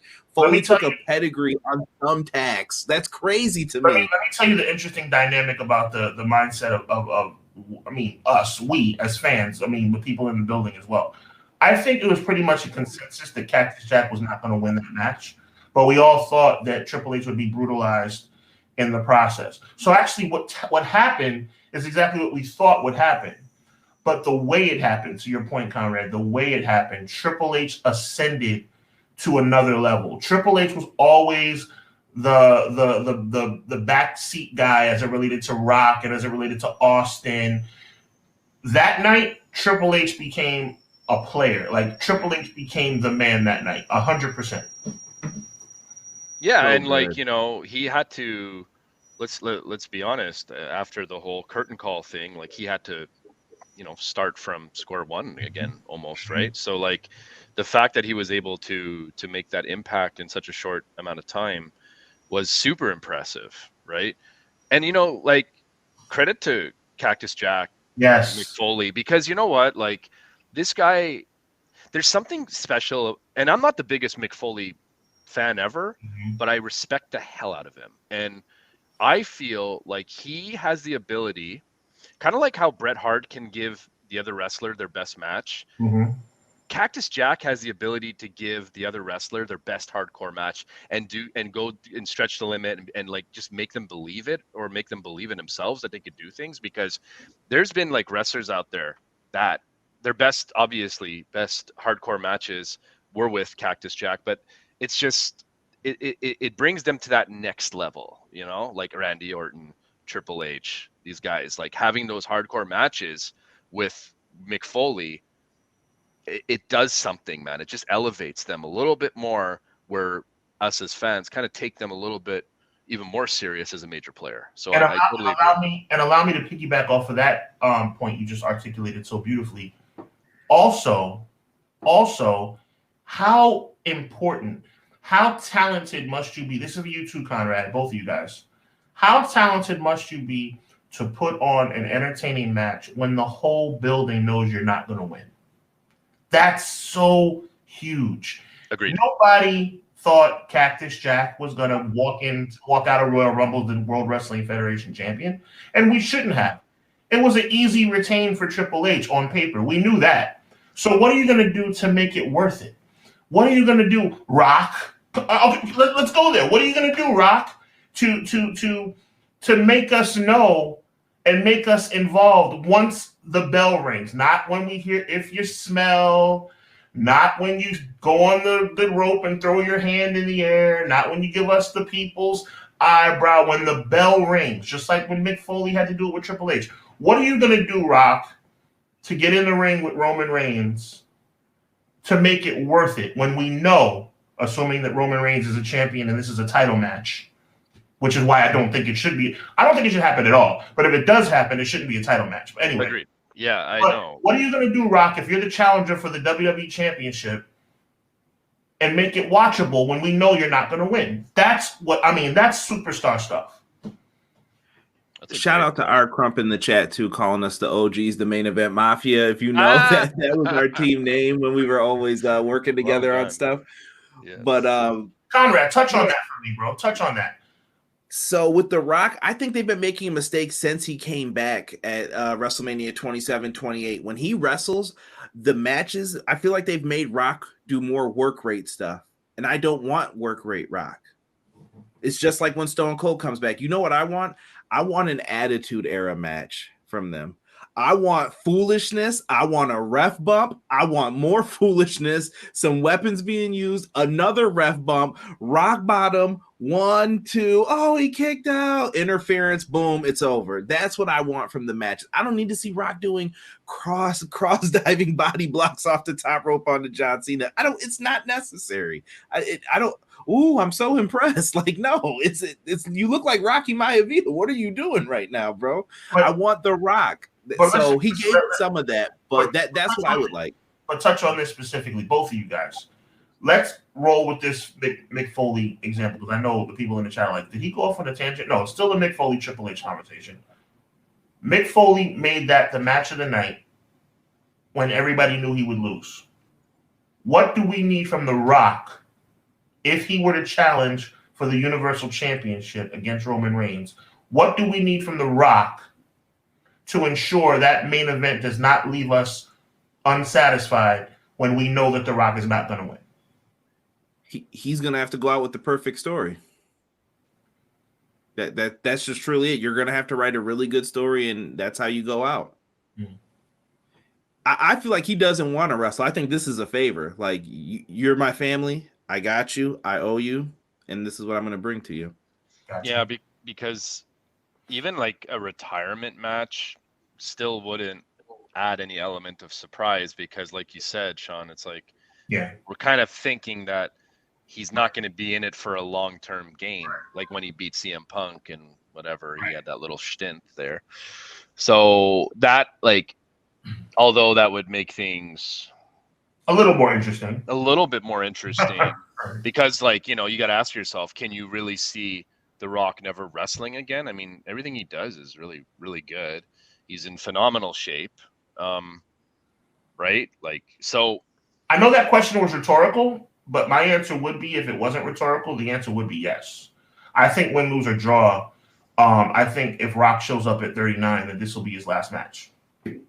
Exactly. So, you know, maybe that stipulation, but it just doesn't have that same impact as like Shawn Michaels and Undertaker. There you go. Yeah, that was like, whoa, hang on. Like, there that was the best one ever. See, that's what I'm talking about, bro. See, this is the reason why, you know, Conrad and I have this dynamic show, and that's why we knew you'd be the perfect guest. It's all about that for me. It's about understanding, like, look, we don't have to have you win the match. We know you're not going to win. But you better give us something to make sure that we're not upset because you walked into a match we know you were going to lose, and you acted like you were going to lose, and it came across like you were going to lose, and you lost. Okay, how about this? How about this? The Rock comes out to the Royal Rumble. Hear me out. He then doesn't win the Rumble because Roman Reigns cost him the Royal Rumble, to which The Rock retaliates somehow. Him, like, he interferes 2 times that he loses both belts to Kevin Owens and Sami Zayn, creating massive crowd pops, especially in Montreal Elimination Chamber. Wow, okay. And then that sets up the match for Roman and Rock at Mania, no belt. And then you add the stipulation of the retirement, maybe. Or you don't even have to do that. It could just be one-on-one. But now you have 2 different champions. You're pushing the new blood. The new blood. The bloodline. The new blood. Not really new blood. You get my point. Like, I know what you mean. Couple different, and then you could have their own respective main events with Roman and Rock having that 3rd main event with no title. That everybody's going to want to see who's going to win this thing now. Yeah. So I don't know. Maybe I would do something like that. I think that's an interesting angle where maybe you don't know who would win that match at that point because there's no title on the line. I want us to move on and Conrad take it, but I just will say this. I think we would all agree, and maybe not Conrad, because Conrad's been a little against me on this one, but I think we would all agree. Chat, let me know what you think. The worst scenario would be Rock versus Roman for the Undisputed Championship. It depends on what your future plans are, I think, with those titles. That's what it comes down to. From a marketing standpoint, like, it sells. Like, let's be honest, movie star versus future movie star. Okay. You know, so it's like, it's Hollywood. It does put butts in the seats, as Eric Bischoff would say, or whatever it was, or Tony Schiavone. Tony Schiavone, right. Like, that's the challenge. I hear what you're saying, brother, and you are absolutely not wrong because of the outcome. And like Conrad said, it really just depends on the long-term game. If WWE can somehow keep this completely under wraps, that he's going to stick around for a bit afterwards.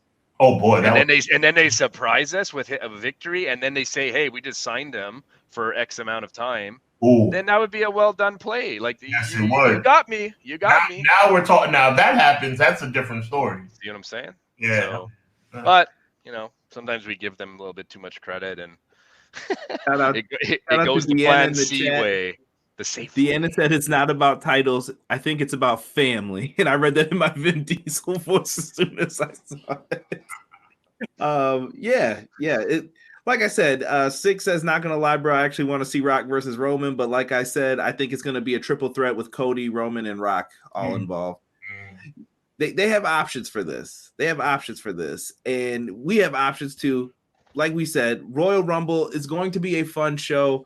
Looking back at it, 2 that I want to highlight, I guess, that we didn't mention yet would be 2004 with He Who We Shall Not Speak Of. I didn't know who was going to win the Rumble that year, and I just thought that was an amazing performance to go the whole Iron Man performance of the Rumble and how he did everything with it. That is one of my favorites. And my other one was, two more. Let me get two more in. The second one, I love secretly the 1994 Royal Rumble with Brett Luger. I love the story throughout the night. I love Diesel in the 94 Royal Rumble. Oh, dude, you didn't love the story with Brett coming out limping? Like, you're like, look at the Hitman. I'll be like, yeah. And this is your moment. I want you to run with this 94 analogy. The only thing I'll say is that I disliked Luger that much. At that time, I disliked him that much where it bothered me. Like now, I think he's a wonderful human being. God bless him. You know, I think Luger is an amazing human now. But in 1994, Luger made me sick. Well, I'm hoping Mountie was with me on this. When Brett came out, after Brett got his leg kicked out of his leg by his brother that night, they lost to the Quebecers. And stop it. And they had a tremendous match, and I thought it was so well done. The only thing I didn't like about the 94 Rumble was I thought they disrespected like Tenryu and a lot of the other guys who were just Yokozuna's like hitmen or assassins to take out the Undertaker and make sure Luger didn't win the Rumble. I can't remember what it was. I was like, bro, these are New Japan Pro Wrestling legends. Like, are you kidding me right now that you're not even saying anything about them? The dude was on WrestleMania 7 facing Demolition. Mention it. And they were just like, who's that guy? Who cares? And they beat Demolition at WrestleMania 7. Yeah, I was just so hurt, man, that they did that to them. I love the double ending where both guys won. I remember watching. It was well done. It was like you couldn't tell who. I mean, if I remember right, I haven't seen it in forever. But first of all, Bret Hart won. That's number one. Okay, Bret Hart won because Luger has longer legs. Oh, see, okay, that's interesting. But I mean, I'm saying that to be facetious. We'll have to go back to the instant replay again. I'm saying that tongue in cheek to make you guys laugh. The perfect storm about the whole thing was that they didn't have a camera on that side.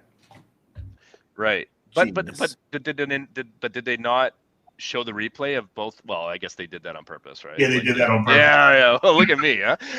They worked me hard. All these years later, I still believe it. No, listen, it was awesome. They did an awesome. Look, I'll tell you one thing, and I'm sure you guys would agree. The chat would agree. Amazing job of going over. No matter how much you plan it, to be able to go over the top rope at the same time and make it work. Wow, amazing, right?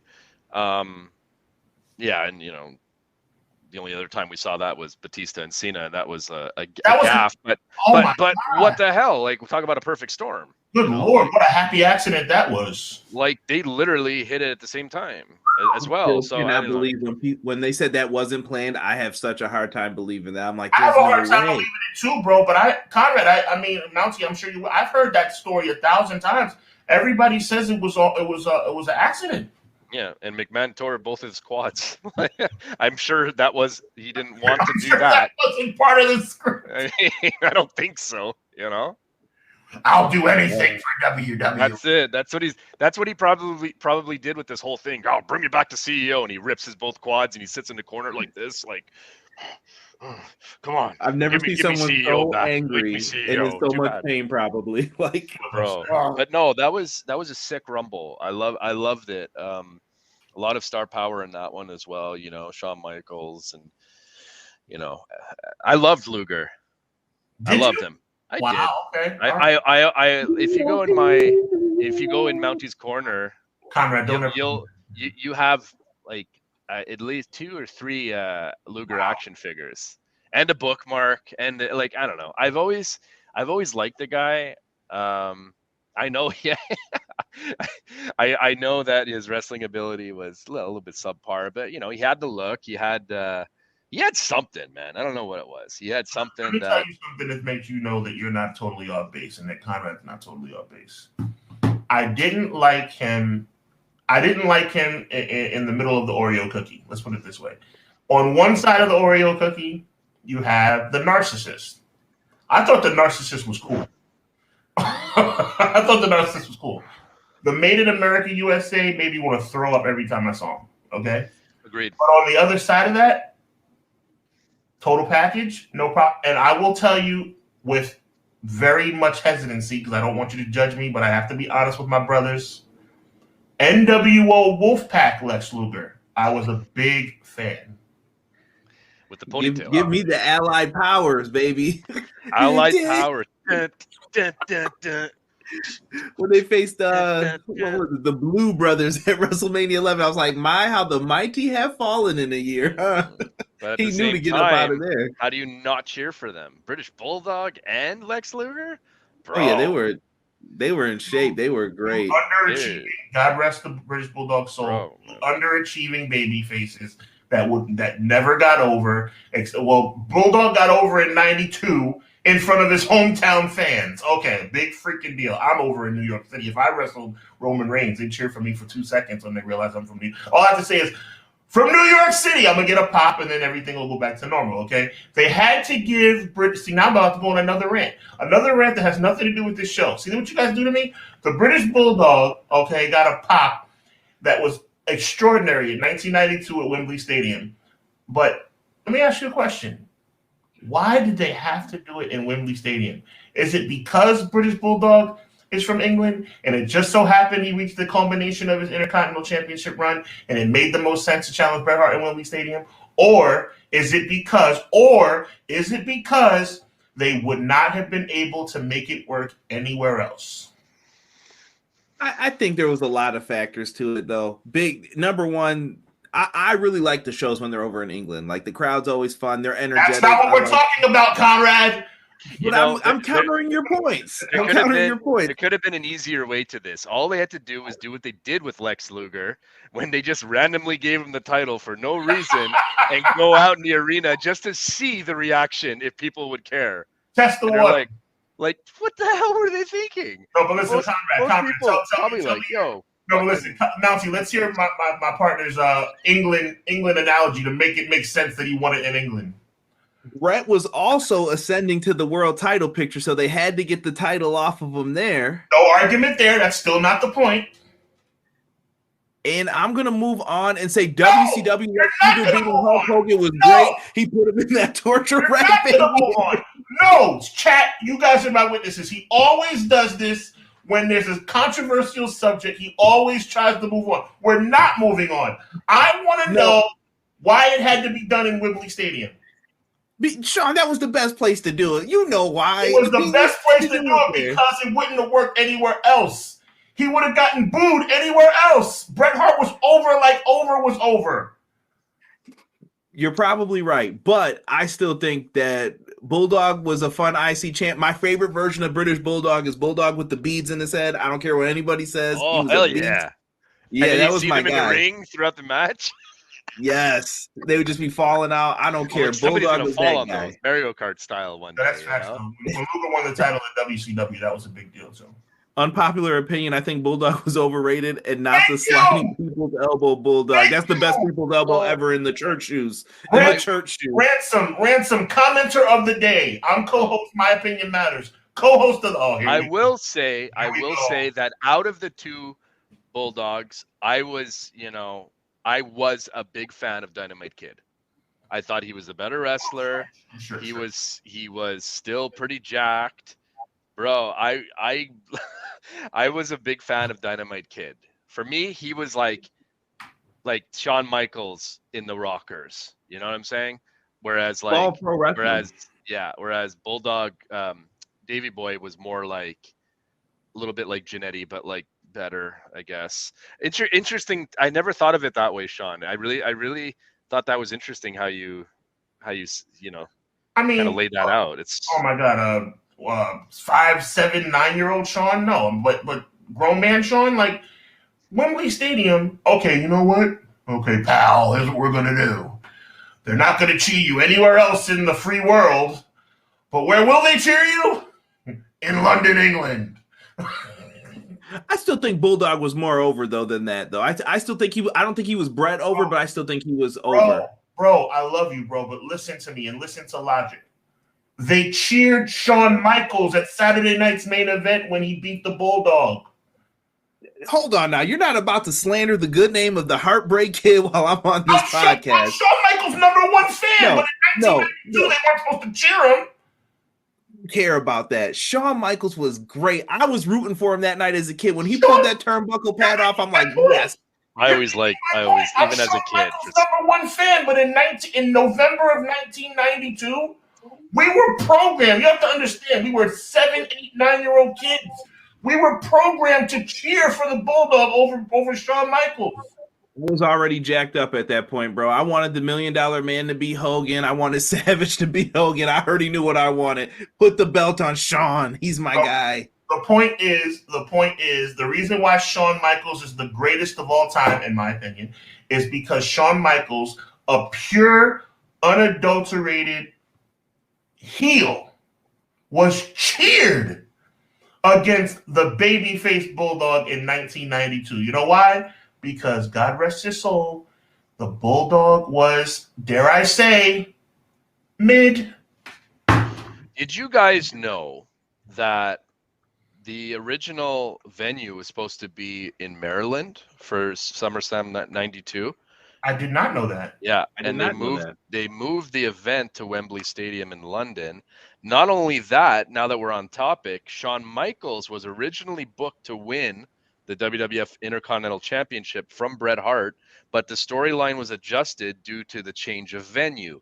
As a result, British Bulldog, a native of, obviously, Wembley, everything, in England, he was chosen to win the belt. So I'd stop giving Sean's point credit right now, Mountie. Thank you, Mountie. You're just helping him. Thank you. I'm not invited back, am I?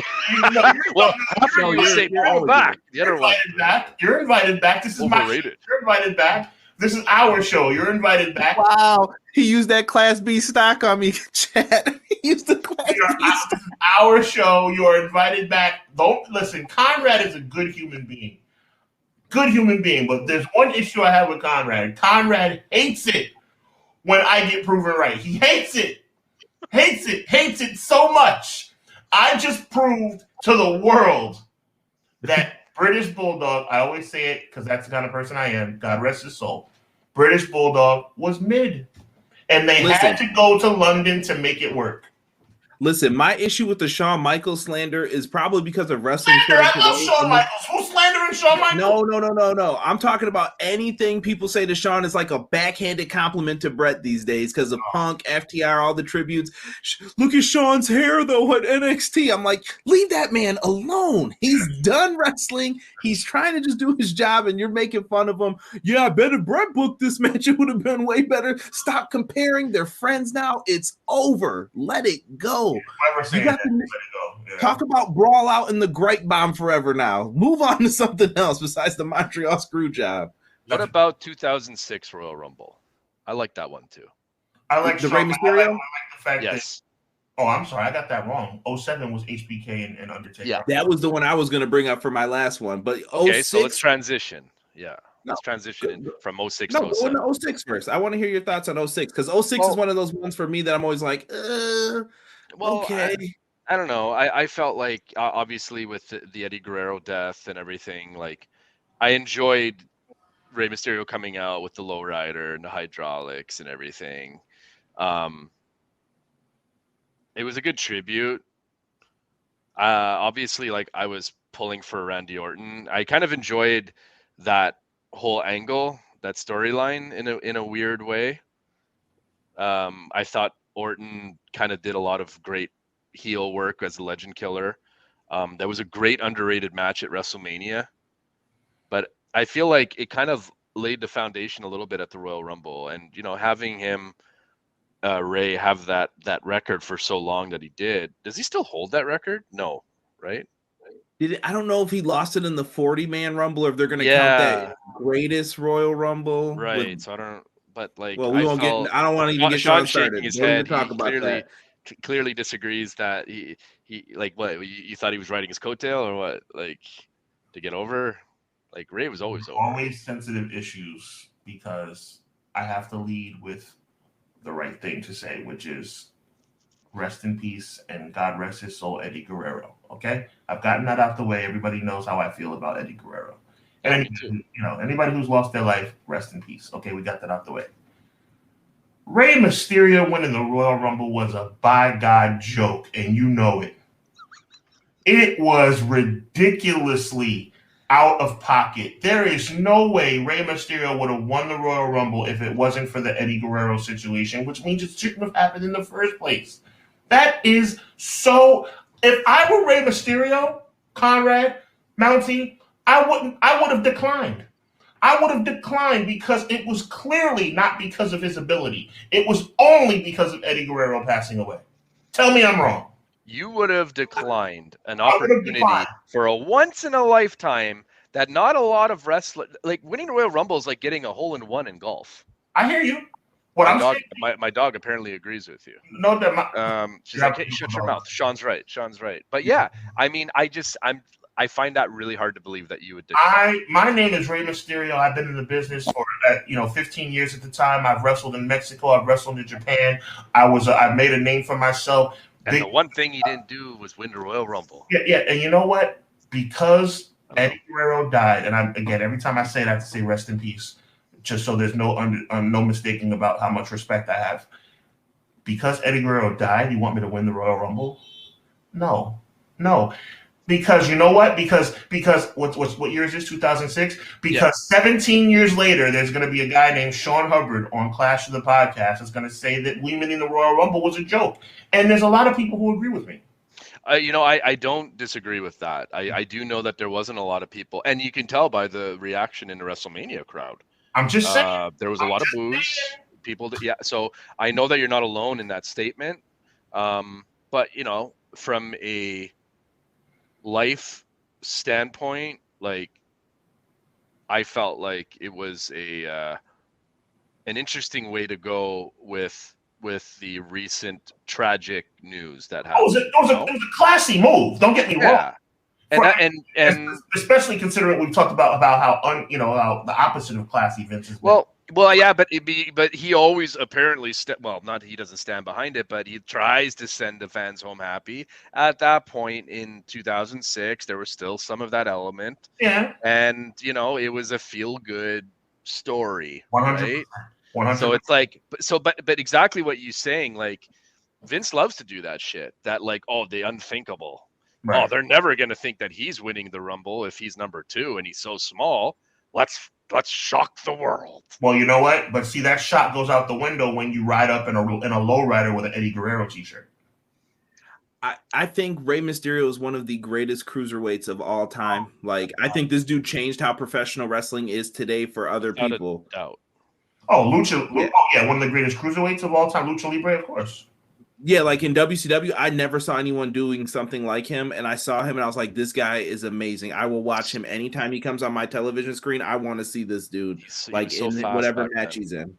He was so fast. Yeah, he was so good. I think he would have gotten there eventually anyway. I know that might be hard for people to believe. I think Rey Mysterio would have been champion anyway. Not as like a long-term thing. I just think that WrestleMania run comes off as really bad because of how they booked it with what Orton said leading up to it, and where Eddie is and all that stuff. That was classic non-class. I didn't like that at all. Yeah, that was wrestling-ass, like trying to get people upset, and it was like, not about this. Too soon. I want to be fair though, and I want to throw you guys a small nugget. And for anybody who doesn't know what I'm talking about, go to the network and go to Nitro, probably March or so, whenever they were doing the Club La Vila thing. And this was 1999. Ric Flair, the world champion, versus Rey Mysterio, the cruiserweight champion, for the WCW title. Rey should have won that match. Now, Rey should have been world champion, not from Royal Rumble 2006. Monday Night Nitro, March of 1999. That's when he should have find this. I've never seen this match. Now I'm curious. Mysterio, and I'm talking about, they brought out all the bells and whistles. It was Club La Vila. They used to go Club La Vila every spring. And it was Rey Mysterio who won a battle royal earlier in the night to get the shot at Ric Flair later that night when Ric Flair was president. And Ric Flair defended the title. Michael Buffer made the introductions. And Rey Mysterio came that close to beating Ric Flair. If he had won, I would have been the happiest person watching. Let's put a bow on this. Oh, what a night. What a night. Yeah. Let's put a bow on this. And I want to talk one last thing. Royal Rumble 07, real quick. I just watched this. I know what he just did. Those are awesome. Stop. We're not doing it. That was the Royal Rumble 2007. I think that match has the greatest ending sequence to a Rumble. Some may argue with Shawn Michaels and the 1 foot thing in '95. Cool. Which one? The Rumble match hurts it, but I think this one where they eliminate Rated RKO, they go out, then they're both down. The fans, you can feel the arena going, the rumbling, what's gonna happen? Taker sits up, Shawn kips up, and then you're like, oh, and then you have a miniature match within the Royal Rumble, and I was like, dude, and at that moment, I was like, that's where they knew, Shawn was like, this is how I'm gonna end my career against this dude. Because there's nothing better than this right now, and it just worked. I have one issue with that match because it was beautiful top to bottom. I have only one issue. The wrong guy won. You think Shawn should have won? I think San Antonio, hometown. I think the same logic with British Bulldog. I never said that I had a problem with Bulldog winning in England. I just said the reason why he won was because they were in England. So for me, I think Shawn winning in San Antonio would have been awesome. Did Undertaker ever win other than 2007? No, he never won a Royal Rumble. That's true. Well, maybe that's the reason why. But now you're taking So that's the challenge. It's not a bad point, and to be honest, I thought that they were going to go that route. But again, going back to what we said, good counterpoint. That was like the first. What's the word I'm looking for? Foreshadow. And Shawn wasn't supposed to be in that spot either. This is what I'm saying. That was like the first foreshadow of ooh, we don't know who's going to win this one. No, you're right. You're right. And he's in San Antonio, but at the same time, Taker's never won it. Yeah. And then fast forward to the match, the retirement match versus, the streak, right? So it's like, oof. There's a lot of meat there. Good counterpoint by you. That makes a lot of sense. Yeah, Royal Rumbles are fun. I saw Joel brought up that he was at 2008 Madison Square Garden. Nothing better than that. Dude, rant, bro. I used to love those. 100%. I wish I was Cena there. coming back to that one. Like Sean I will said, be one of those fans. I will admit, I was not a Cena guy at the time, but when I heard that music happen, I was like, "What?" And then you saw him come out, and then I'm hype. I'm like, John Cena. I'm not supposed to like this guy. As soon as he got in the ring, I was like, boo this man. Somebody else win. It was a great moment, though. My reaction was, he was supposed to be out for 8 months. Torn pec my ass. That man rehabs like a boss, I guess. I don't know. This guy's like Wolverine, man. I was like, how is he back this quick? Oh, I know. Just to piss me off back then, I was like, you got to be kidding me. When he comes back, I'm like, but like you said, Conrad, I'm like, I'm not really supposed to like this, but this is pretty awesome, Right. Because but that was the arena, that was the reaction, that dude, that was everything. Yeah. So many great Rumbles, and there were some that we probably didn't even get to touch on yet. I'm sure me and Shawn will be going through more Rumble memories throughout the time on Clash of the Podcast. I want to give these gentlemen some time, though, real quick to talk about it. Shawn, next week for Raw, we got Raw Triple X coming up, 30 years of Monday Night Raw. So I hope everyone checks it out. Raw starts here in about 60 seconds. But, gentlemen, tell them what you got coming up this week, and I'll have Shawn sign us off. So, Mountie, let them know what you're working on or what you're going to be working on. Yeah, so you guys can follow me on TikTok. Just look up Mountie's Corner, Mounties_corner. You can also follow me on Instagram. It's the same handle, as well on YouTube. So look me up on YouTube. I got a lot of different projects. I have some giveaways that I have been neglecting, some contests coming up that I'm going to get to. These days, there's a lot of podcast work on my YouTube channel, similar to what you guys do. That I plan on getting going again with this. So please feel free to check me out on those platforms, because I'd love to interact with you all. Love wrestling, love old school wrestling, love new school wrestling. I just love wrestling, man. I just love talking about it and everything. Hopefully, God willing, we can make it in this world of wrestling as we continue to enjoy it and watch it and analyze it and everything else. So it's been a pleasure, fellas. Really, really enjoyed being here tonight. And brainstorming some ideas and analyzing the real life story of this beautiful world that we call professional wrestling. It's nice to dive deep into some topics, and in my opinion, nobody does it better than you two. So it's an absolute pleasure to be the third man. He's the third man, I got to end on that. You know what I mean? Whose side is he on, though? Well, I will be forever on the battle of the podcast side, clash of the podcast. Clash, that's the name of it, right? So I'm always on that side, that's for sure. So Main Event Mafia, always been a pleasure. 6-pack, let's do this, man. It's been a blast. Let's do it again. Well, Mountie, I just want to say once again, thank you for being with us. It's truly an honor. This is an on and off screen thing, friendship, brotherhood. So nobody more worthy and appropriate to be the first ever guest on Clash of the Podcast. Ladies and gentlemen, we are 20 episodes in. I can't believe it. Conrad and I have been doing this since the summer of 2022, and we plan on continuing to do it for quite some time. We want to say thank you to all our listeners. Make sure you subscribe. If you're listening right now, watching right now without having subscribed to Everything Pro Wrestling, please do so now. If you are listening and have not subscribed yet to Hubbard Wrestling Weekly on YouTube, please do so now. And of course, make sure you subscribe to Mountie's Corner as well. Myself and Conrad will be back next Monday. I hope when we talk and convene next Monday that the New York Giants are still in the playoffs, as they have moved on into the NFL playoffs. They're going up against the number 1 seed Philadelphia Eagles.